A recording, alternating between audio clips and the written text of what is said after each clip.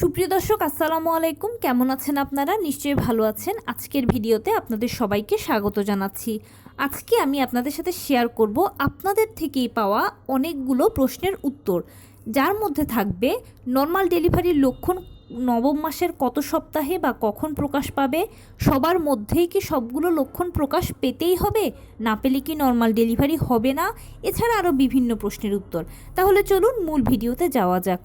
By the way, মূল ভিডিওতে যাওয়ার আগে একটা কথা বলি, আমি আমার চ্যানেলে pregnancy related, specially normal delivery related অনেক ইম্পর্ট্যান্ট তথ্য ভিডিও আকারে শেয়ার করে থাকি। এই তথ্যগুলো আমার পার্সোনাল এক্সপেরিয়েন্স ও আমার ডক্টরের সাজেশন থেকে নেওয়া। তাই আমার চ্যানেলটিকে যদি একবার আপনারা ভিজিট করেন, তাহলে আপনারা আপনাদের প্রশ্নাতীত মনের অনেক প্রশ্নের উত্তর পেয়ে যেতে পারেন। আমন্ত্রণ জানাবো আমার চ্যানেলটিকে একবার ভিজিট করে দেখার জন্য। এবারে চলুন মূল আলোচনায় যাওয়া যাক। আমি শুরুতেই বলেছি আজকে আলোচনা করব আপনাদের থেকে পাওয়া অনেকগুলো প্রশ্নের উত্তর। নবম মাসে কখন নর্মাল ডেলিভারির লক্ষণ বা কত সপ্তাহে নর্মাল ডেলিভারির লক্ষণ প্রকাশ পাবে, সবার ক্ষেত্রেই কি সবগুলো লক্ষণ প্রকাশ পেতেই হবে, না পেলে কি নর্মাল ডেলিভারি হবে না, ইত্যাদি বিভিন্ন প্রশ্নের উত্তর। দেখুন, আমরা সবাই জানি যে নর্মাল ডেলিভারিটা সিজারের তুলনায় খুব ভালো। কেননা সিজার হলো একটা ছোটোখাটো অপারেশনের আগে পরে বিভিন্ন ধরনের ঝুঁকি থাকে, বিভিন্ন ধরনের সাইড ইফেক্টস থাকে। কিন্তু নর্মাল ডেলিভারি বা নর্মাল ডেলিভারি পেশেন্ট এর সব কিছু থেকে সেফ ও সিকিওর। সারা জীবনভর নর্মাল ডেলিভারি পেশেন্ট ভালো থাকেন। সেই জন্য আমরা সবাই নর্মাল ডেলিভারিকে পছন্দ করি। সন্তান জন্মদানের ক্ষেত্রে আমাদের অন্যতম পছন্দের পদ্ধতি থাকে নর্মাল ডেলিভারি। এখন নর্মাল ডেলিভারি হচ্ছে একটা প্রাকৃতিক পদ্ধতি, সেই জন্য আপনার বডি অনেক আগ থেকে বিভিন্ন ধরনের সাইন দেবে। অনেকগুলো লক্ষণ আছে নর্মাল ডেলিভারির, কিন্তু তার মধ্যে খুব বিশেষ 4টি বা 3টে লক্ষণ আছে যেগুলো একেবারে সরাসরি নর্মাল ডেলিভারিকে ইঙ্গিত করে। এর মধ্যে প্রথমেই হচ্ছে ঘন ঘন ফলস পেইন হওয়া।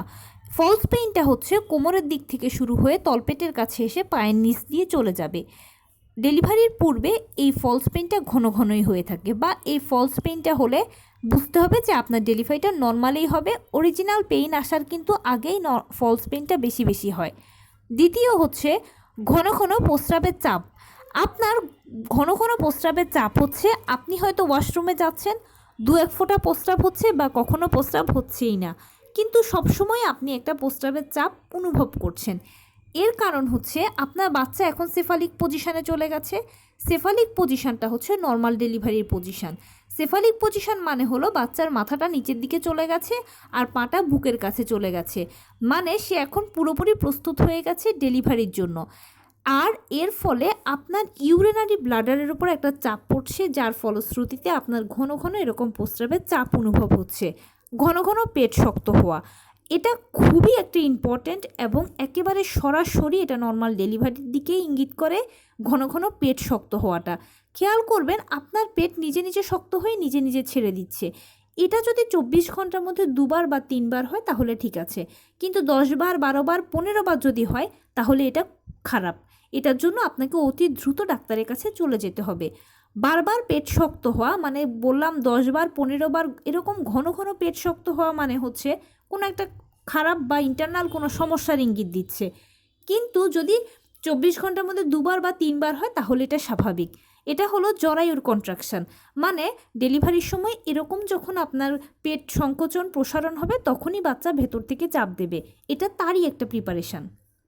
মোটামুটি এই লক্ষণগুলো যখন নিজের মধ্যে দেখতে পাবেন তখন ধরে নেবেন যে আপনার ডেলিভারিটা নর্মালি হতে চলেছে। এবারে বলি এই লক্ষণগুলো কখন থেকে প্রকাশ পাবে। নবম মাসে পড়লেই কেউ কেউ এই লক্ষণগুলো দেখতে পান, মানে নবম মাস 36 সপ্তাহ, 36 সপ্তাহ থেকেই কেউ কেউ এগুলো দেখতে পাবেন। কেউ কেউ আবার 37 সপ্তাহ থেকে দেখে, কেউ কেউ 38 সপ্তাহ থেকে দেখে। তবে বেশিরভাগ ক্ষেত্রে 36 ও 37 সপ্তাহ থেকেই কিন্তু এই লক্ষণগুলো আস্তে আস্তে প্রকাশিত হতে থাকে, নিজের মধ্যে দেখতে পাবেন। অনেকে বলেন যে আপু, সব লক্ষণই কি প্রকাশ পেতে হবে, না পেলে কি হবে না নর্মাল ডেলিভারি? এটা ভুল ধারণা। সব লক্ষণই যে সবার মাঝে প্রকাশ পেতে হবে এটা কিন্তু কোথাও লেখা নেই। কেউ একটাও দেখতে পারেন, কেউ দুটোও দেখতে পারেন, কেউ সবগুলোও দেখতে পারেন, কেউ এর থেকে বাড়তিও দেখতে পারেন। কোনো সমস্যা নেই, যে যেটাই দেখেন ধরে নেবেন যে আপনার ডেলিভারিটা নর্মালি হতে চলেছে। আরও বেশি কনফার্ম হবেন যখন আপনি নবম মাসের লাস্ট আলট্রাসোনোগ্রামটা করাবেন। নবম মাসে লাস্ট আল্ট্রাসোনোগ্রাম করার পরে যদি দেখেন যে বাচ্চার পানি, পজিশান, ওজন সব কিছু ঠিক আছে এবং আপনিও সার্বিকভাবে সুস্থ আছেন, সব ঠিক আছে, তখন আরও কনফার্ম হবেন যে আপনার ডেলিভারিটা নর্মালি হতে চলেছে। এ অবস্থায় আপনার সর্বশেষ তারিখ পর্যন্ত অপেক্ষা করা উচিত। মানে নবম মাসে 37 থেকে 40 সপ্তাহ হচ্ছে নর্মাল ডেলিভারির আদর্শ সময়। এই সময়ের মধ্যে নর্মাল ডেলিভারি হয়ে যায়। কারো 36 সপ্তাহেও হয়ে যায়, কারো 37এও হয়, কারো 38এও হয়, কারো 39এ হয়, কারো 40 সপ্তাহে ডেলিভারি হয়ে যায়। তবে কনসিভ করার পরে আপনার ডাক্তার আপনাকে যে ইডিডি বা এক্সপেক্টেড ডেলিভারি ডেটটা দেবে সেই সম্ভাব্য তারিখে যে ডেলিভারি হবে এমন কোনো কথা নয়। তার বহু আগেও হতে পারে, বহু পরেও হতে পারে, কিন্তু সেই সম্ভাব্য তারিখটা যদি একবার পার হয়ে যায় তাহলে ঘাবড়াবেন না, আপনি আপনার ডাক্তারের কাছে যান। ডাক্তারের কাছে গেলে ডাক্তার চেক আপ করে যদি দেখেন যে সব ঠিক আছে, তখন আপনাকে আরও এক্সট্রা 7 দিন অপেক্ষা করার সুযোগ দেবেন। সেই 7 দিনের ভেতরেও হয়ে যেতে পারে আপনার ডেলিভারি। সেই 7 দিনের মধ্যে যদি না হয় তখন সেক্ষেত্রে আপনার ডাক্তার আবার আপনাকে 2 দিন, 4 দিন, 5 দিন এক্সট্রা সময় দেবেন। এই সময়ের মধ্যেও ডেলিভারিটা হয়ে যেতে পারে। সর্বমোট 3 ধাপে আপনি 40 সপ্তাহ পর্যন্ত অপেক্ষা করবেন পেইন আসার জন্য, নর্মাল ডেলিভারির জন্য। এর মধ্যে যদি ডেলিভারি হয়ে যায় তাহলে তো আলহামদুলিল্লাহ। আর যদি ডেলিভারি না হয় তখন সেক্ষেত্রে হয়তো সিজারের কথা বলবে। অনেকে ঘাবড়ে যান যে সব ঠিক থাকা সত্ত্বেও কেন সিজার। কারণ হচ্ছে যে 40 সপ্তাহের পরে গেলে অনেক সময় বাচ্চারা মায়ের গর্ভে টয়লেট করে দিতে পারে। সেই টয়লেটটা তারা একবার খেয়ে ফেললে মারা যাবে। অথবা 40 সপ্তাহের পরে অনেক মায়ের অক্সিজেনের লেভেল কমতে শুরু করে, অনেক মায়ের দেখা যায় যে পানির পরিমাণ কমতে শুরু করে। মোট কথা বাচ্চার ক্ষতি হতে পারে, বাচ্চার মায়ের গর্ভে মারা যাওয়ার একটা ঝুঁকি থাকতে পারে। সেই জন্য 40 সপ্তাহের পরে ডাক্তাররা সিজারের কথা বলেন। তবে এখানে একটা ব্যতিক্রম আছে। ব্যতিক্রমটা হচ্ছে অনেক মা দেখা যায় একেবারে ফিট আছেন, অনেক বাচ্চার ভালো মুভমেন্ট আছে, তখন সেক্ষেত্রে ডাক্তাররা পেশেন্টের সাথে যোগাযোগ করে একটু রিস্ক নিয়ে আরও একটা সপ্তাহ অপেক্ষা করতে বলেন, মানে 41 সপ্তাহটাও অপেক্ষা করতে বলেন। অনেকের দেখা যায় তখনও হয়, বাট তখন যদি না হয় আর কোনো সুযোগ নেই বা সময় নেই, এবার সিজার করাতেই হবে, যথেষ্ট অপেক্ষা হয়েছে।